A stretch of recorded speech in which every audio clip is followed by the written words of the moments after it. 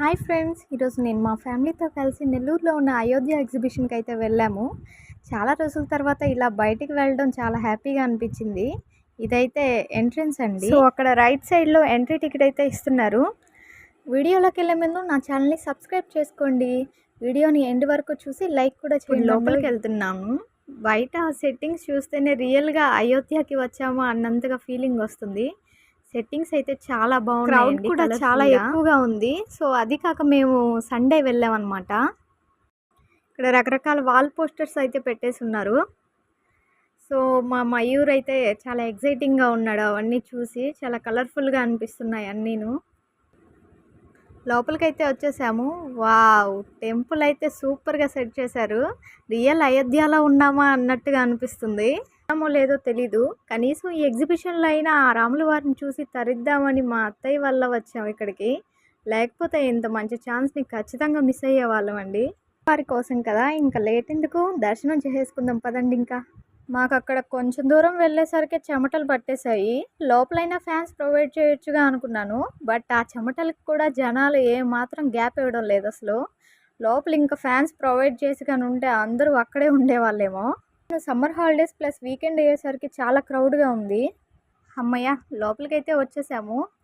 ఇంకా రామయ్య దగ్గరికి వెళ్ళాలని ట్రై చేస్తుంటే ఎవరు అసలు గ్యాపే ఇవ్వడం లేదు.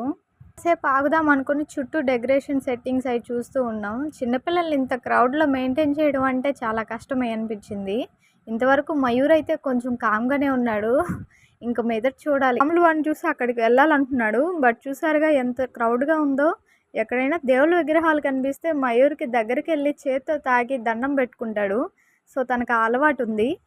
సో తన కోసమైనా అక్కడికి వెళ్ళాలి అనిపించింది. దగ్గరికి అయితే వెళ్ళలేకపోయాం. కొన్ని పిక్స్ అయితే తీసుకొని బయటకు వచ్చేసాము. మా అత్తయ్య అయితే అంత దగ్గరికి వెళ్ళే సాహసం కూడా చేయలేదు అక్కడ ఉన్న క్రౌడ్కి. మయూర్కి అయితే అంతమంది జనాలు చూసేసరికి ఏం అర్థం కాలేదు పాపము.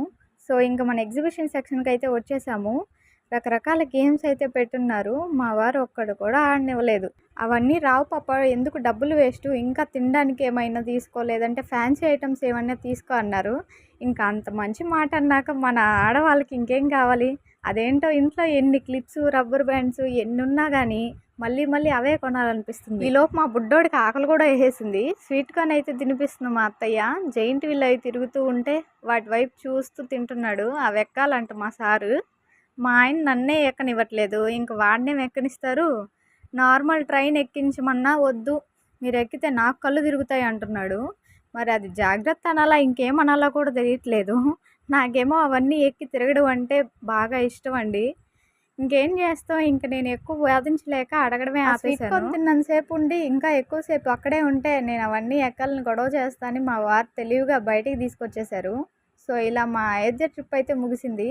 మీరు కూడా నెల్లూరుకి వెళ్తే ఒకసారి వెళ్ళిరండి. ఫ్యామిలీతో ఇలా బయటికి వెళ్ళినప్పుడు వచ్చే మెమరీస్ ఎప్పటికీ స్పెషల్గానే ఉంటాయి కదా. బ్యూటిఫుల్ మూమెంట్స్ని మీ అందరితో షేర్ చేసుకోవాలని ఈ వీడియో అప్లోడ్ చేస్తున్నాను. వీడియో నచ్చితే లైక్ చేయండి, కామెంట్ చేయండి, ఛానల్ని సబ్స్క్రైబ్ చేసి సపోర్ట్ చేయండి.